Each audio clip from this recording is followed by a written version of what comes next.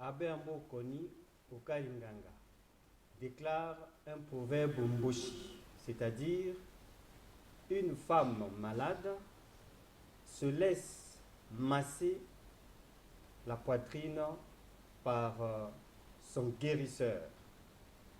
Ça se passe dans la tête. Et aujourd'hui, nous allons parler des vérités bibliques et ce n'est pas n'importe qui va expliquer ces pensées bibliques.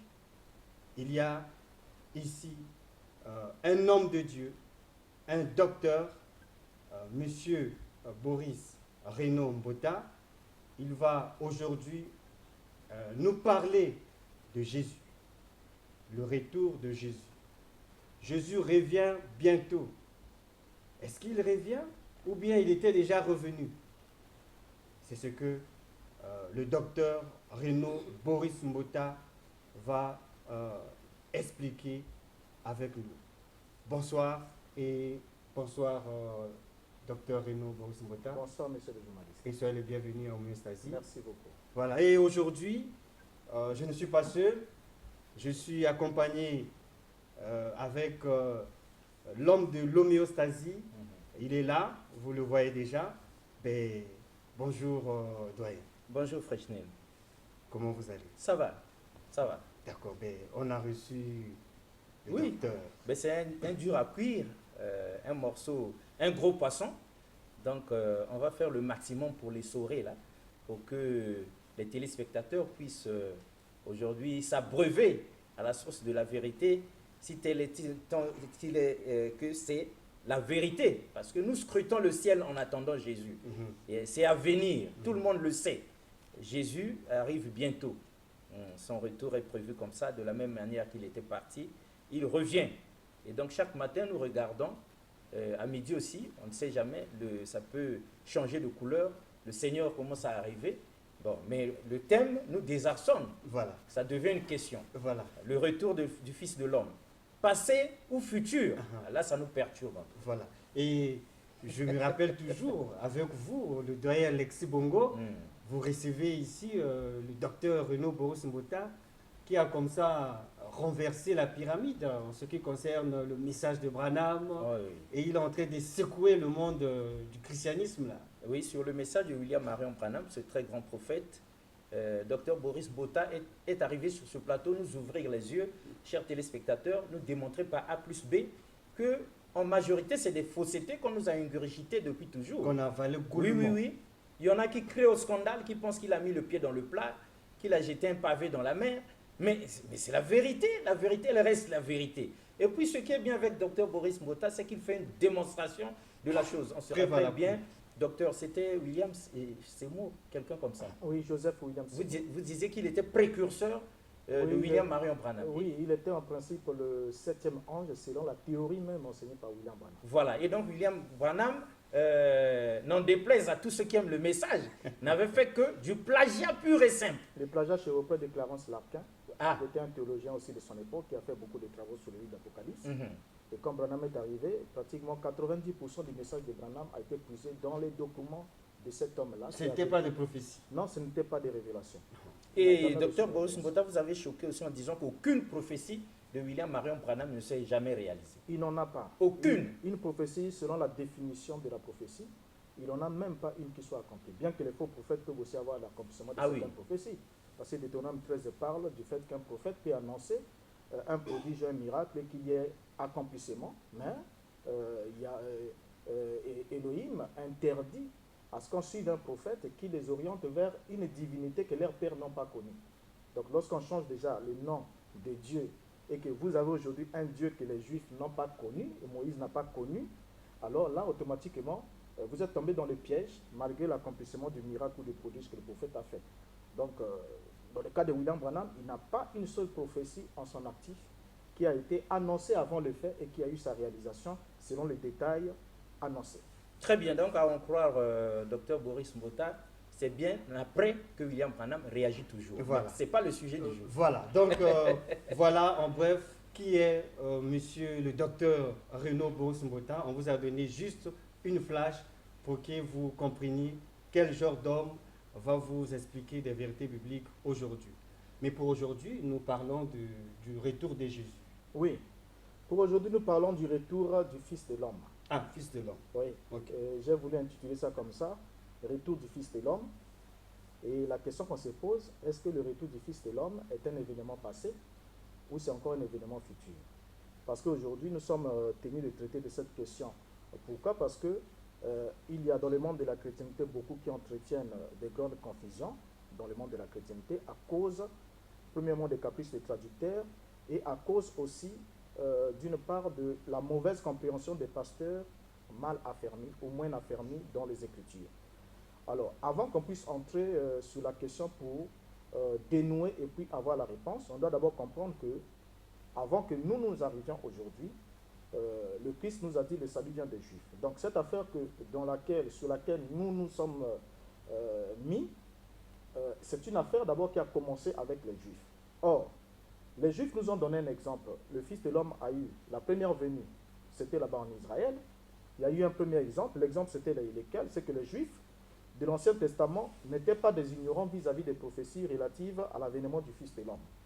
Donc ils savaient très bien quelles sont les prophéties qui indiquent ce que le Messie devrait venir faire et accomplir auprès d'eux. Mais ils avaient quand même loupé le Messie. Ils l'ont loupé, pourquoi? À cause de leur doctrine taillée sur mesure. Donc avant que l'accomplissement, la promesse puisse s'accomplir, ils avaient déjà des interprétations sur ce que le Messie est censé faire quand il viendra. Et c'est leur interprétation qui a échoué. Pendant que Dieu leur promettait un Messie qui devait les délivrer de l'empire du péché, et ils attendaient un Messie qui devait les délivrer de l'empire romain. De l'empire politique. Voilà. Donc ils attendaient un Messie politique alors que Dieu leur promettait un Messie ecclésiastique ou bien un Messie religieux. Alors, pendant qu'ils attendaient le lion de la tribu de Juda qui viendra avec force et puissance pour les affranchir, pour restaurer le royaume d'Israël, Dieu leur envoie un agneau qui devait leur donner le pouvoir d'entrer dans le royaume de Dieu. Donc du coup, les Juifs n'étaient pas satisfaits de ce qu'ils ont eu de ce Messie-là. Alors, la classe religieuse juive qui avait alors assigné au Messie une mission qui n'était pas celle qui était dans le plan divin. Et c'est comme ça qu'ils ont eu à manquer de recevoir le Messie qui leur était envoyé. Ils ne l'ont pas reconnu. Ils ne l'ont pas reconnu parce que les objectifs qu'ils l'ont fixés ne sont pas les objectifs que son Père lui a fixés. Parce qu'il a dit, je suis venu pour accomplir la volonté de celui qui m'a envoyé. Donc si Dieu ne l'avait pas envoyé pour délivrer Israël du joug des Romains, ce n'est pas parce que la classe religieuse attendait cela massivement que cela devait en être ainsi. Alors, c'est de la même manière que les Juifs ont tapé complètement à côté, que des millions de chrétiens sont aujourd'hui aveuglés par leurs traditions et attendent le pied ferme, le retour du Fils de l'homme, qui doit les enlever de cette terre pour qu'ils aillent vivre au ciel, et par cela, éviter de passer par une grande tribulation, ainsi de suite. Donc, ils ont beaucoup de conceptions qu'ils attendent, mais seulement ce soir, nous sommes ici, dans cette émission, pour leur montrer, et répondre ensemble avec eux selon les Écritures, si cet événement attendu dans le futur, il y a de cela 2000 ans, fait-il partie du passé ou encore devons-nous réellement attendre cela? Alors, la prudence nous exhorte à apprendre d'abord des erreurs de nos prédécesseurs. Les Juifs nous ont précédés dans cette affaire et l'erreur que les Juifs ont commise, c'est la même erreur, ce sont les mêmes erreurs que nous sommes en train de commettre présentement.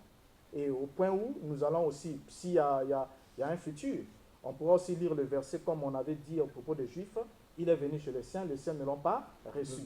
Donc ils ne l'ont pas reçu parce qu'ils ne l'ont pas reconnu, ils ne l'ont pas reconnu parce qu'ils lui ont attribué des missions qui n'étaient pas dans son job description, dans le plan divin pour le salut. Alors maintenant pour introduire le sujet, afin que nous puissions nous interroger, j'aimerais d'abord qu'on comprenne ensemble avec vous que la réponse à cette question dépend d'abord d'un facteur très important. Pour qu'on comprenne, nous devons d'abord noter que lorsque Yeshua est venu sur la terre, donc le Messie, pendant qu'il marchait sur la terre, il s'adressait à ses contemporains. D'abord, lorsqu'il parle, quand nous lisons, il dit vous, il s'adresse d'abord à ses contemporains.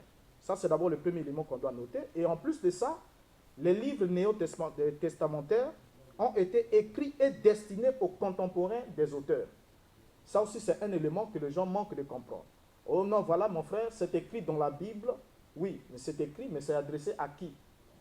À qui est-ce que ce passage est destiné? Ça, c'est un élément important. Donc, le Messie s'adressait à ses contemporains, et de la même manière aussi, les livres qui ont été écrits ont été destinés aux contemporains des auteurs du livre. Donc, le Nouveau Testament. Voilà, le Nouveau Testament, Paul, quand il écrit, il dit épître de Paul aux saints qui sont à Éphèse, aux saints qui sont à Thessalonique, ainsi de suite. Donc, il n'envisageait pas, 2000 ans plus tard, il y aura des gens qui viendront lire ces écrits et s'approprier comme étant des adresses qui leur sont destinées. Ça, c'est le premier élément. Alors, pour qu'on entre sur ce point très vif, on doit alors comprendre que le Messie a toujours enseigné son plan ou le programme de Dieu en utilisant des allégories, des métaphores, des paraboles. J'aimerais ici prendre une parabole en introduction, une parabole qu'il a donnée, et c'est la toute dernière parabole qu'il donne avant son entrée triomphale à Jérusalem. Et lorsqu'il arrive à côté de Jérusalem, la Bible nous dit dans Luc chapitre 19, le verset 11,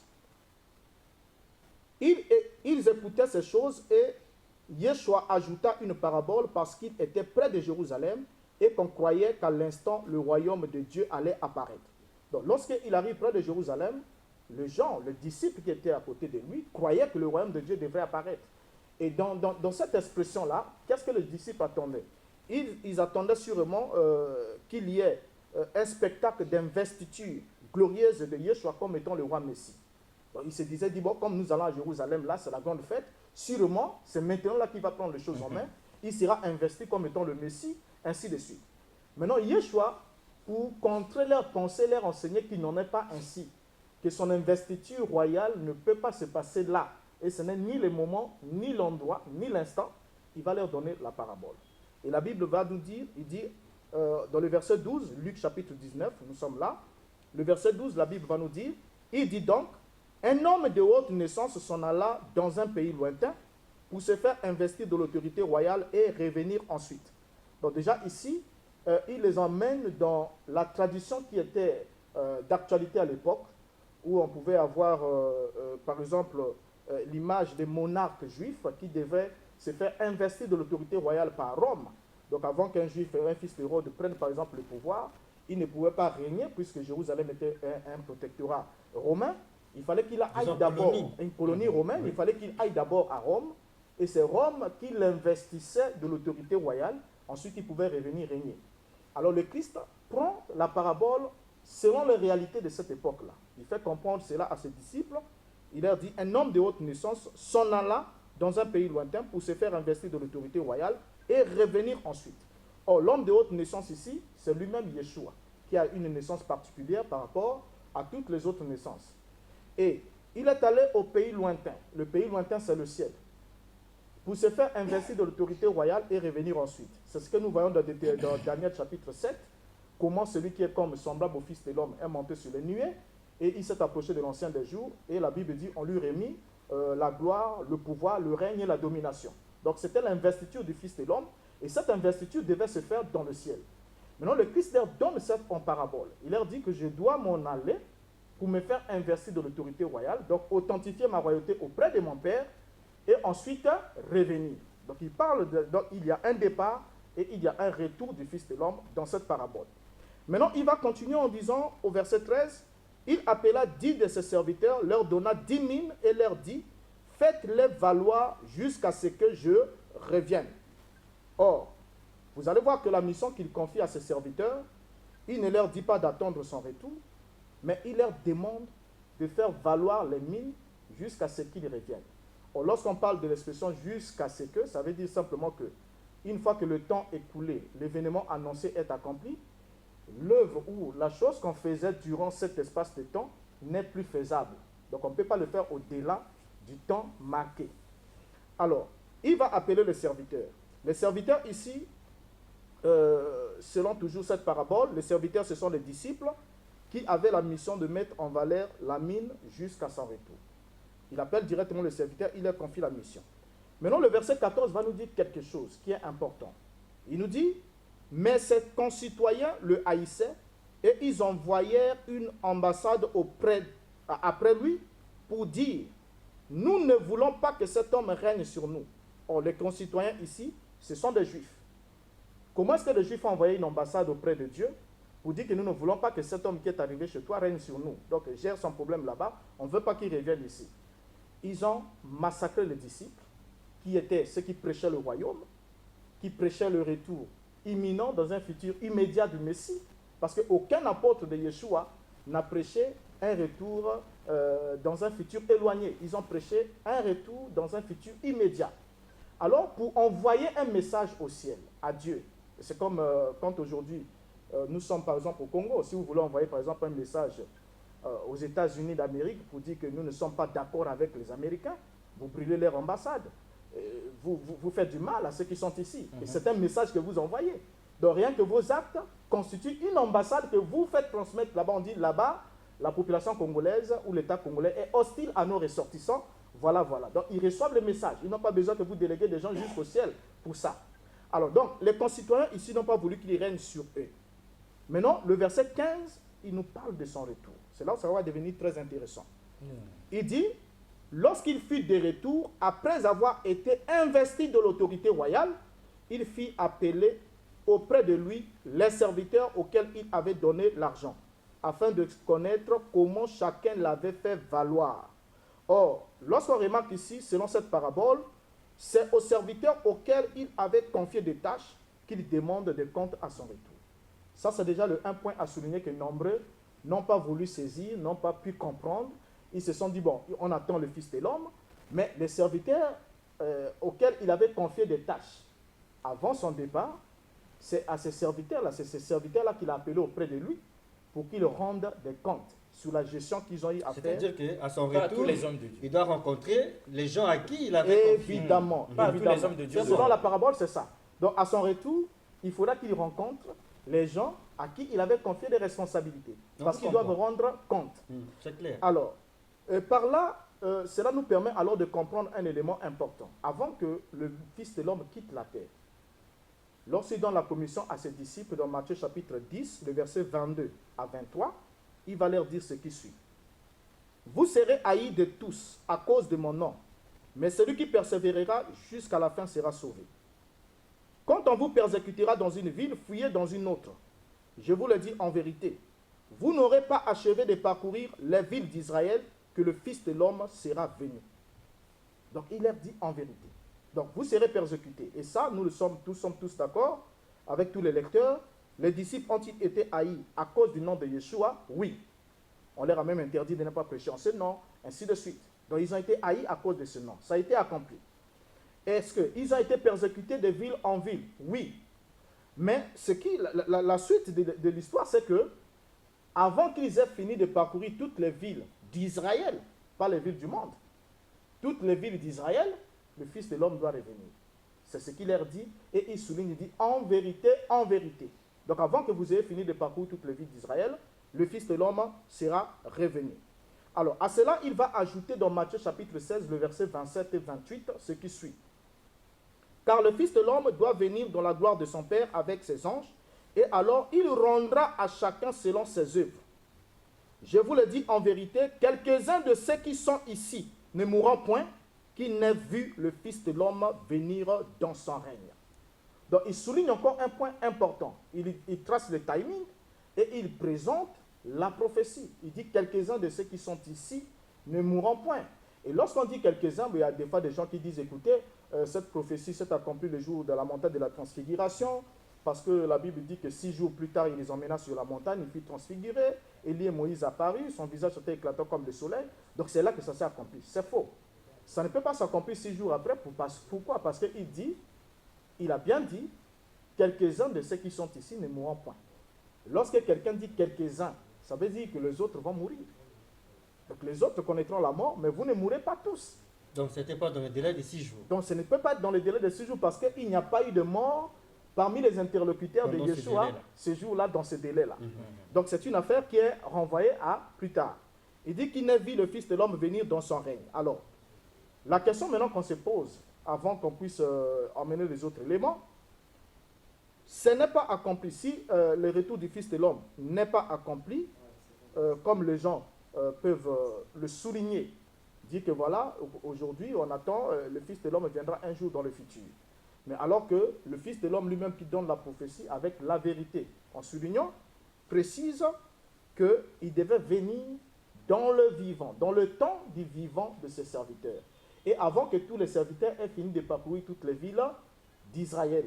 Alors, les témoins oculaires, ou encore les interlocuteurs directs du Messie qui étaient concernés par cette prophétie, n'existent plus il y a de cela 2000 ans.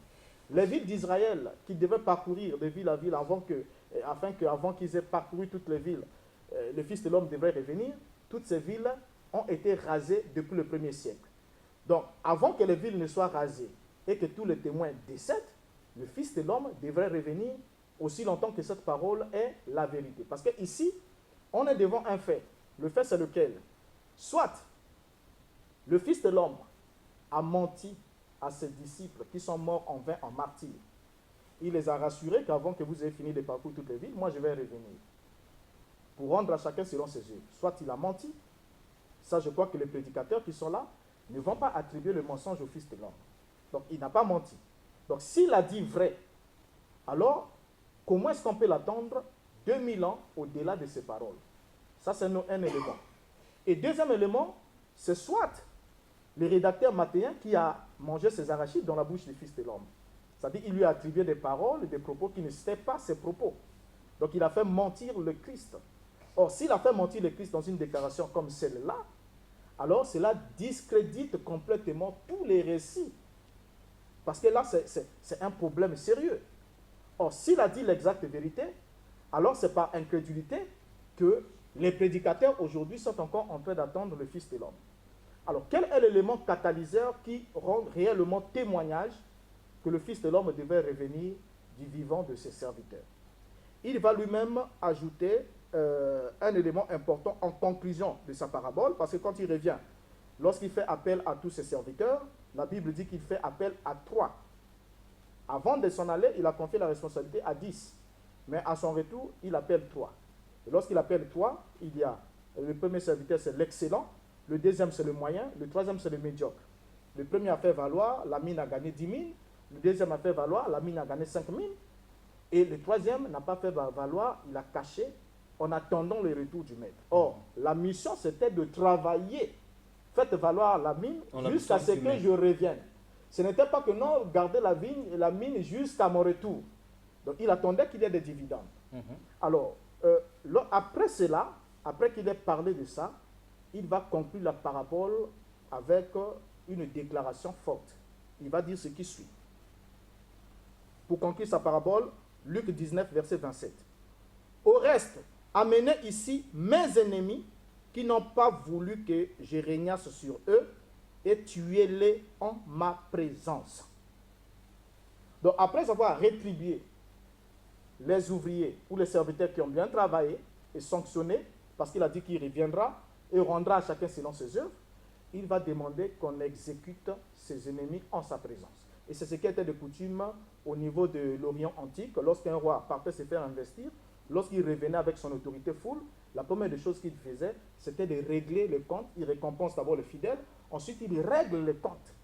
Et les ennemis ici, les ce ennemis, sont ceux qui ont persécuté ses disciples. Voilà, exactement. Donc ici, la parabole se conclut par le jugement, soit le châtiment des Juifs apostates, descendants des citoyens qui furent hostiles à Christ. Et à ses disciples. Et à ses disciples.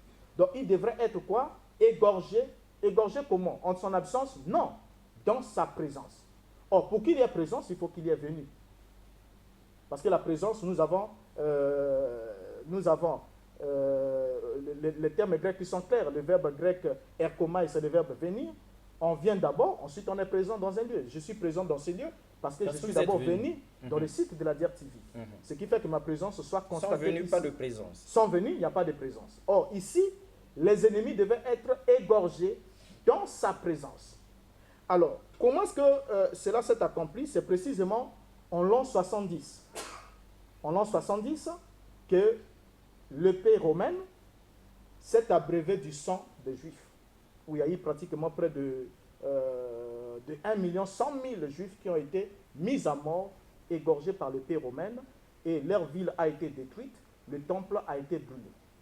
Or, lorsque cela s'accomplit, lorsque tout cela arrive, c'est pour accomplir aussi d'autres éléments que le Messie apporte dans Matthieu chapitre 21 sur la parabole des vignerons homicides. Il montre dans cette parabole-là comment le maître de la vigne a envoyé des serviteurs chercher sa part au niveau des vignerons. Les vignerons ont renvoyé à vide. Ils ont tué certains, ils ont maltraité, jusqu'à ce qu'il envoie son propre fils. Et quand il envoie le fils, ils ont dit voici l'héritier. Et la Bible dit qu'ils l'ont entraîné hors du champ, ils l'ont fait mourir. Et la question que le Christ pose à ces pharisiens et tous les restes de la classe religieuse dit, le maître de la vigne, quand il viendra, que fera-t-il à ces vignerons? Ils ont répondu, en donnant la réponse au Matthieu 21, verset 41 jusqu'à 43, il dit, ils lui répondirent, il fera périr misérablement ces misérables et il affermira la vigne à d'autres vignerons qui lui donneront le produit au temps de la récolte. Donc on voit ici le jugement divin qui intervient. On fait périr misérablement les misérables qui ont fait mourir le Fils avant qu'il y ait transfert de la vigne à une nation autre que les Juifs. D'accord. Donc la fin de l'Israël en tant que nation de 12 tribus, avec la fin du sacerdoce lévitique, avec la destruction du temple et le cœur même de la nation juive étant détruit, était un événement marquant qui devait s'accomplir uniquement dans la présence de celui qui est revenu étant investi de l'autorité royale. D'accord, d'accord. Donc, chers téléspectateurs, nous allons essayer un peu de résumer la pensée de notre invité.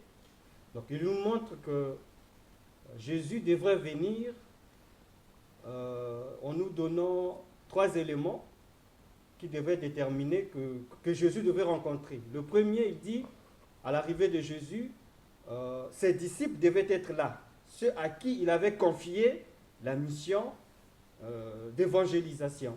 Donc, ils devaient être là.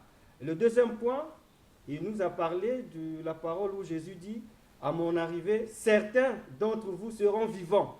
C'est le deuxième point.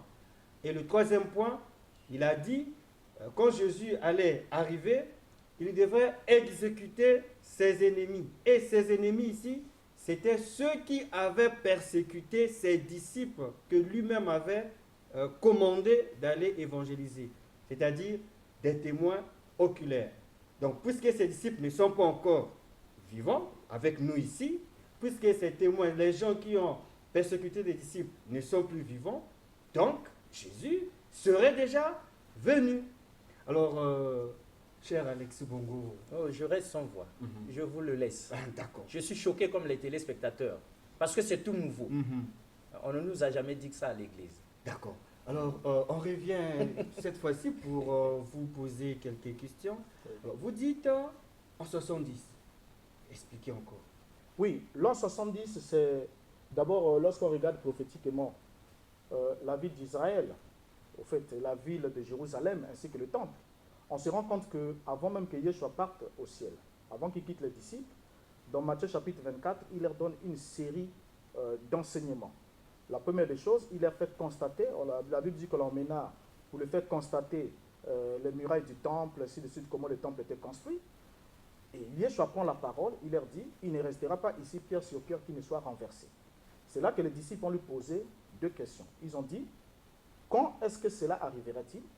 Et quel sera le signe de ta parousia, qui est traduit par avènement, et le signe de ta parousia et de la fin, traduit dans Matthieu, par la fin du monde.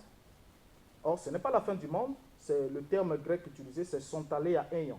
C'est un terme spatial, et pas spatial, mais un terme temporel. Donc, ça parle du temps. Donc, on lui a posé la question précise de savoir quel est le signe de la fin de l'ère juive. Parce que l'ère juive est caractérisée par la vie autour du temple, autour du sacerdoce lévitique. Le temple n'existant plus, la ville n'existant plus, alors cela voudra dire que ce serait la fin, le temps de la fin va arriver. Alors c'est là que le Christ va donner la réponse précise. Il va donner des réponses autour de la destruction de Jérusalem. Il va le dire dans Luc chapitre 21, il va dire, lorsque vous verrez les armées étrangères investir Jérusalem, comprenez que sa désolation est proche. Et sa destruction est là pour l'accomplissement de tout ce qui a été écrit. Pourquoi est-ce que Jérusalem devait être détruite et cela s'est accompli en l'an 70? Parce que, selon le marqueur temporel, le Fils de l'homme était clair. Lorsqu'on l'emmenait pour aller le crucifier, il a même dit aux femmes, pendant que les femmes pleuraient, se tapaient la poitrine, la Bible dit, il leur dit, femmes de Jérusalem, ne pleurez pas pour moi, mais pleurez pour vous-même et pour vos enfants. et pour vos enfants, car si ces choses arrivent à un bois vert, qu'en sera-t-il d'un bois sec? Vous voyez? Et il précise que puisque Jérusalem tue les prophètes et tout ce qui leur sont envoyés, il dit alors, c'est à cette génération-là qui a réclamé son sang que devait retomber le sang de tous ceux qui ont été égorgés. De tous les prophètes. De tous les prophètes devait leur être redemandé. Et effectivement, la génération qui ne devrait pas passer avant de voir la réalisation de cette promesse, c'est la même génération qui a crié « crucifiez-le ». Et une génération biblique prend l'intervalle de 40 ans, pas au-delà. Et c'est à partir de ce moment-là que, lorsque le Christ dit en l'an 33, avant qu'il puisse s'en aller, il dit que cette génération ne passera point, et il donne beaucoup d'autres signes, parce qu'il devait venir pour juger Jérusalem, comme nous l'avons vu ici dans la parabole, les ennemis devaient être tués dans sa présence. Ces ennemis, à lui qui n'ont pas voulu qu'il régnât sur eux, devaient être tués dans sa présence. Donc un jugement devait être prononcé. Or, aujourd'hui, tout le monde est d'accord que le jugement prédit ici, c'est comme on arrive à Z sans passer par M ou P. C'est pas croyable. On a sauté tout ça. Donc on a sauté tout ça là, c'est pas croyable. On reconnaît ici, tous les exégèses les plus sérieux reconnaissent que ce passage s'est accompli en l'an 70, lorsque on a détruit... Rome a détruit Jérusalem, a détruit les temples, et ils ont égorgé ainsi de suite. C'est là que ce passage s'est accompli.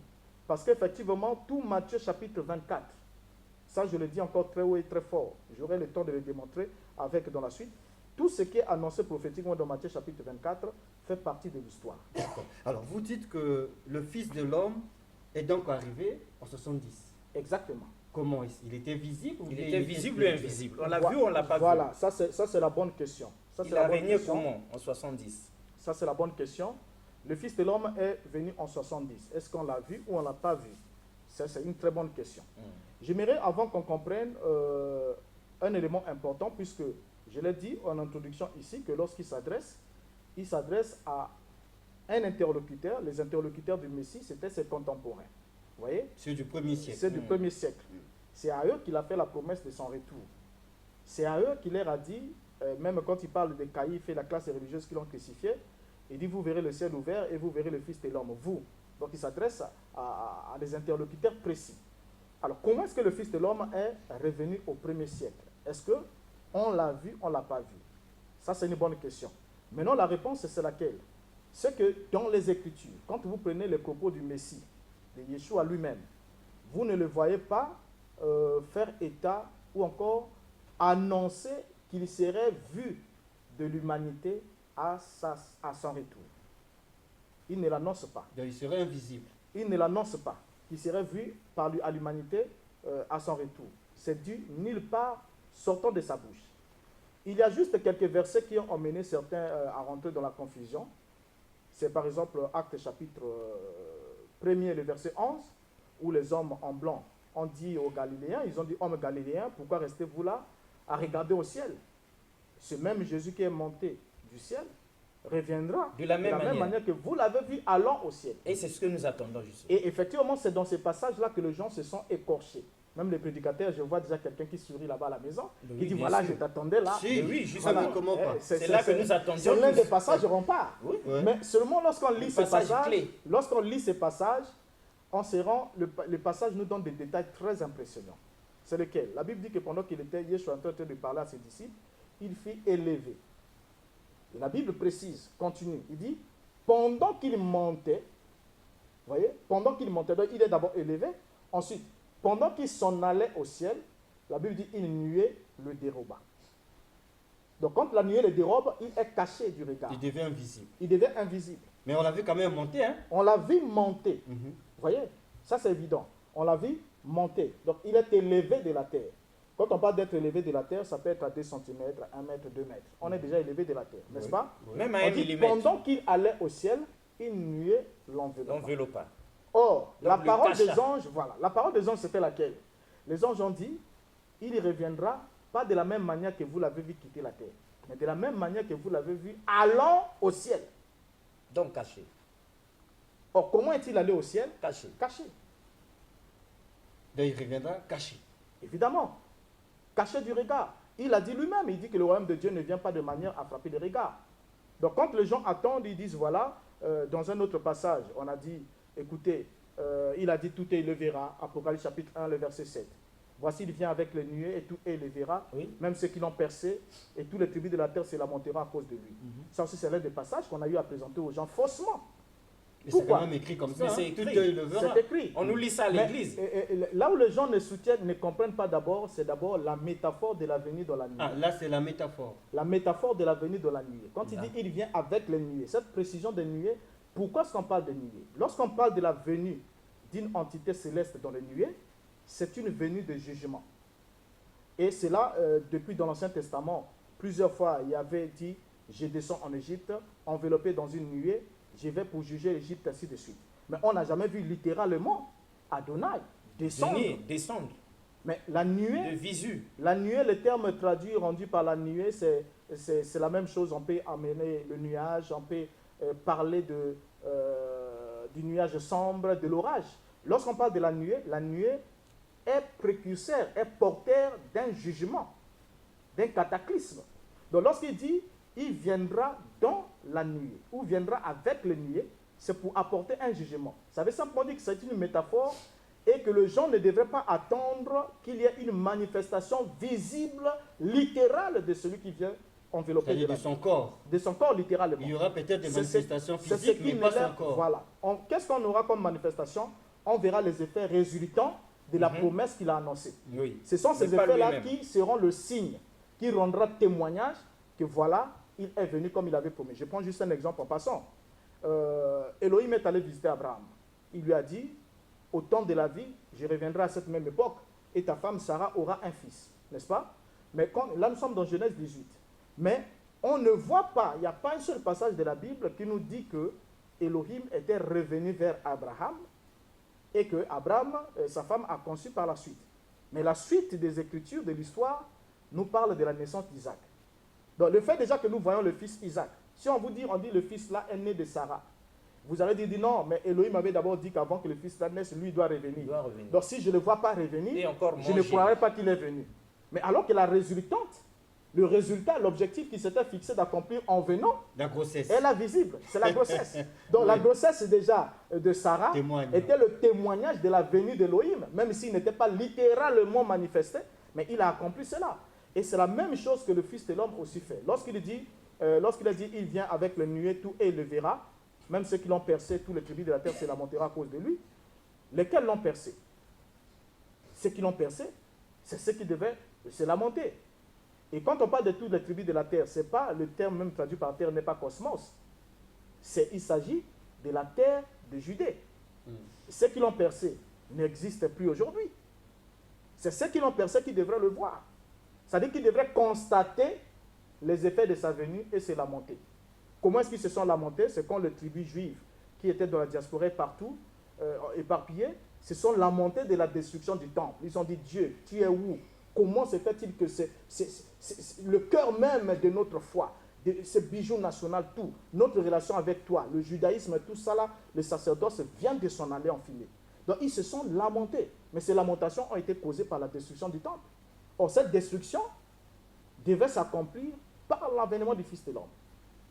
Et c'est exactement un élément aussi qui accomplit la parabole des noces dans Matthieu chapitre 22, verset 7, où la Bible dit que lorsque le roi envoya des gens inviter ses concitoyens à venir aux noces de son fils, ils ont tous décliné et ils ont même tué d'autres messagers.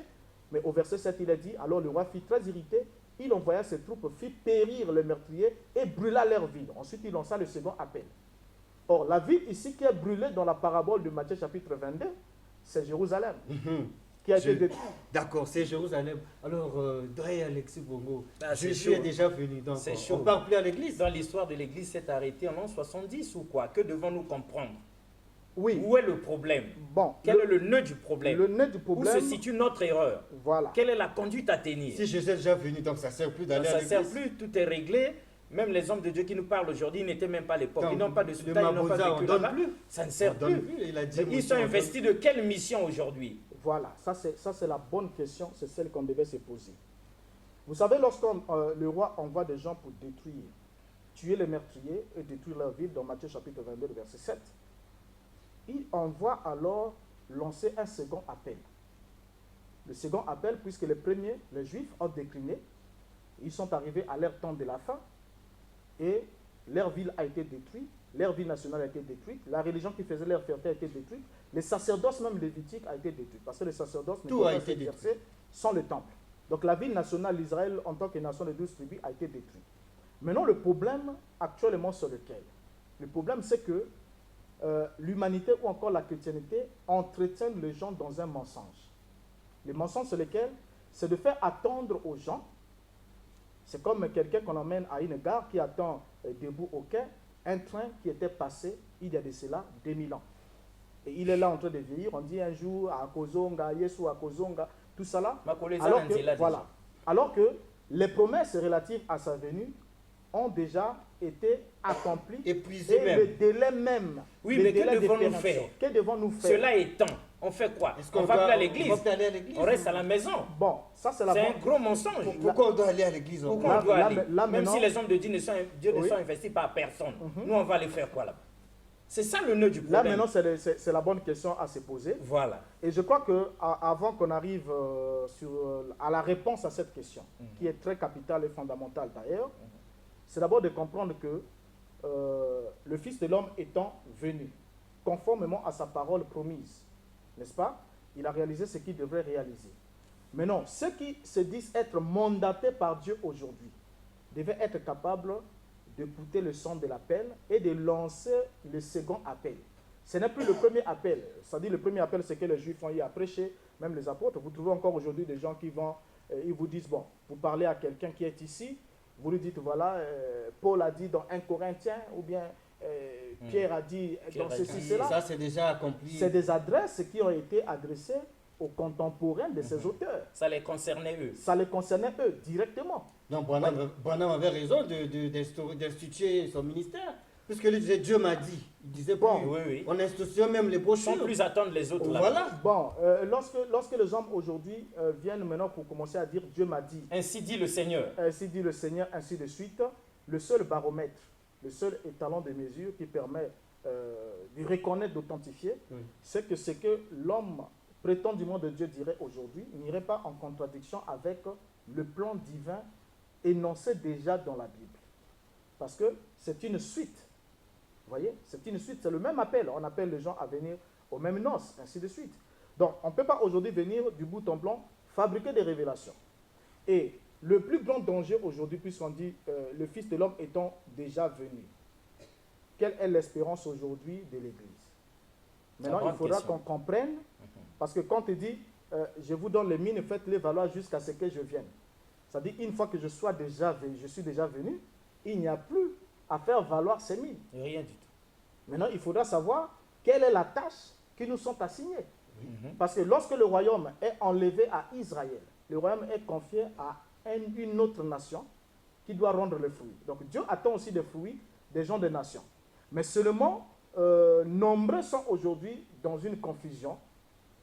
Au lieu de se mettre à l'œuvre, de trouver d'abord quelle est la tâche qui devait leur être assignée, ils sont juste en train de dire, voilà, nous attendons un jour, Jésus viendra, il reviendra dans sa seconde venue, on le verra, il va descendre dans le nuage du ciel, et on va s'envoler, aller dans sa rencontre, alors que c'est des choses qu'il n'a pas promis. Donc, c'est déjà accompli. Ça fait partie déjà de l'histoire. Donc, dans cette relation entre le croyant, le véritable saint, quand on aura tout le temps de revenir, peut-être on aura apporté encore d'autres détails avec beaucoup d'autres éléments. Oui, mais c'est compris. Hein? Et de comprendre que ce qui attend le croyant aujourd'hui dans la relation avec le divin, ce n'est pas que d'attendre la venue du Fils de l'homme. Donc, ce n'est pas lui. Ce n'est pas à nous de l'attendre. Mais c'est en principe lui qui nous attend. C'est-à-dire celui entre nous et lui, ceux qui doivent faire le mouvement, c'est nous qui devons aller vers lui. Et non attendre que lui vienne vers nous. Ça, c'est chaud. Bien, je ne sais pas si vous avez non, je vous le laisse. C'est chaud, on a compris, mais d'accord. Bon. Donc, le Fils de l'homme est déjà venu au 1er siècle. Nous attendons le second venu. C'est ça? Non, mais bon, quand on parle même de seconde venue, d'abord, le terme seconde venue n'existe pas dans les Écritures. C'est nous qui devons aller vers lui Vous maintenant. prenez la Bible, vous ne trouverez pas seconde venue. Il n'y a pas de dedans. seconde C'est venue. nous qui Nous devons devons maintenant aller vers lui. Nous devons aller vers lui si nous avons reçu réellement l'appel. Voilà.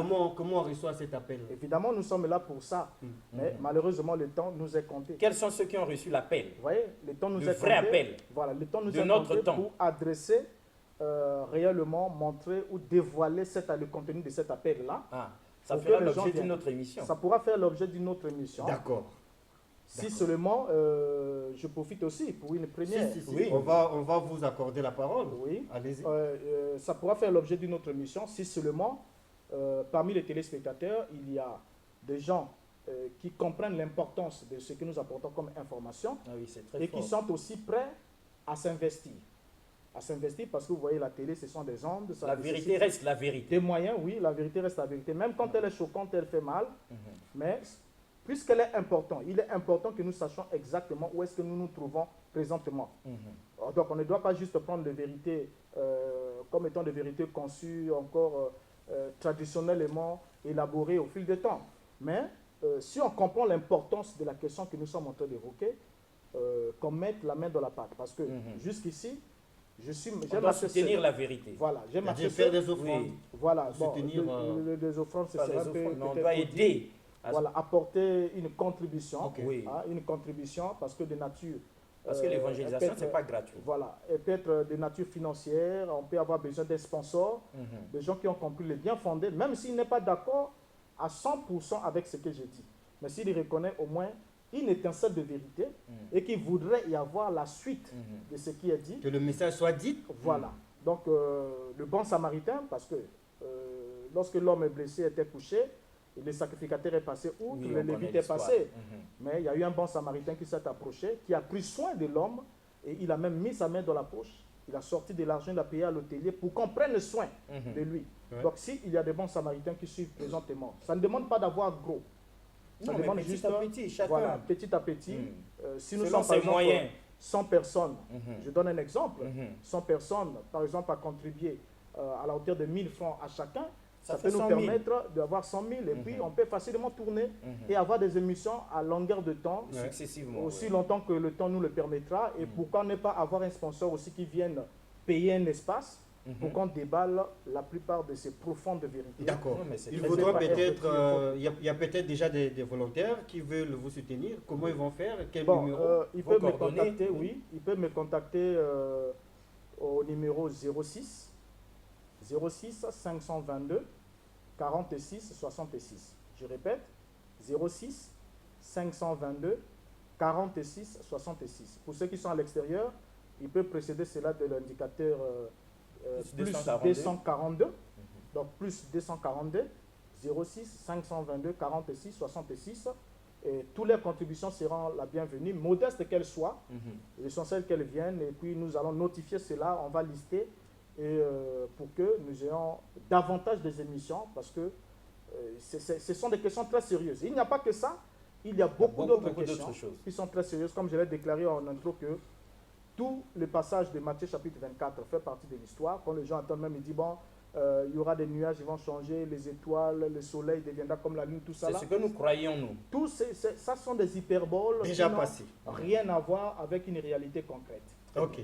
Alors, avant qu'on baisse le rideau, je souhaiterais que vous dites Non, l'atterrissage. quelque chose. Atterrissant, on n'a plus de Vous n'avez rien à dire. rien du tout. D'accord. Je réfléchis D'accord. pour la suite. D'accord.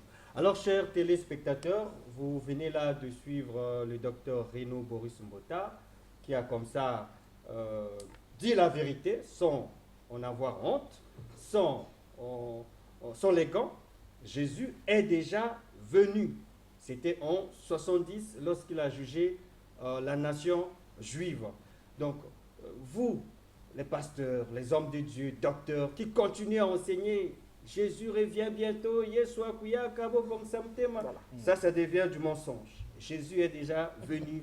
Donc, adaptez-vous aux enseignements qui sont dans la Bible et pour être serviteur de Dieu maintenant, à l'heure actuelle, comme on a entendu, il faut recevoir un appel. Vous devez avoir Le une second mission appel. précise. Le second appel. Voilà, une mission précise que le Seigneur vous donnerez.